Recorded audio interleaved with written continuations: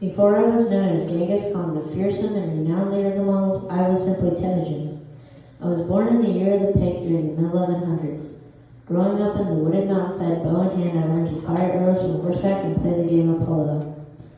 Securing his legacy, my father, Yasuji, sought out a suitable wife for me from the Okanut tribe, but on the way home he stopped to feast with a group known as the Tatters and poisoned him because of old grudges. He died. My family was abandoned. We barely survived. As a young teen, I caught my half-brother greedily stealing fish during a harsh winter that was meant to feed the entire tribe, so I ruthlessly murdered him. No regrets. When I turned 16, I traveled back to the Okanut tribe to claim my betrothed and struck a lance with the Togo tribe. Shortly after our wedding, Bort, my wife, was kidnapped by a rival tribe. My newfound alliances and I utterly destroyed the offending tribe and rescued my wife. I quickly grew a reputation as a leader. In the year of 1206, I officially became known as Genghis Khan and launched the vast Mongolian Empire. Uniting all the Mongol tribes, I built one of the most impressive political and military machines the world has ever seen. Being the genius that I am, I ordered my army to muzzle the war horses and pad their hooves because it allowed us to silently surprise our enemy. All of our food had to be transported by the soldiers, which was mainly composed of delicious dry milk and dehydrated meats. But when supplies became scarce, we consumed blood like vampires from the veins of our own horses. Soon, China caught my eye and I embarked on a campaign to conquer the western province of Zhao. Countering the once powerful and confident Golden Khan of China, considered to me the victorious Genghis Khan of Mongolia. I now knew I had a showable amount of superiority. I needed to conquer the world, and I almost did.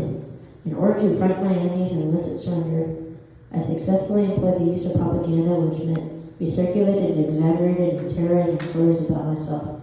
So don't believe everything you hear. I may have slaughtered 10 to 20% of the global population and contributed to the spread of the bubonic plague by catapulting diseased corpses into siege cities, but I wasn't all that bad. I actually accomplished a great deal for the whole of the Eurasian continent, and they should be grateful. In fact, you all should be bowing down to me now.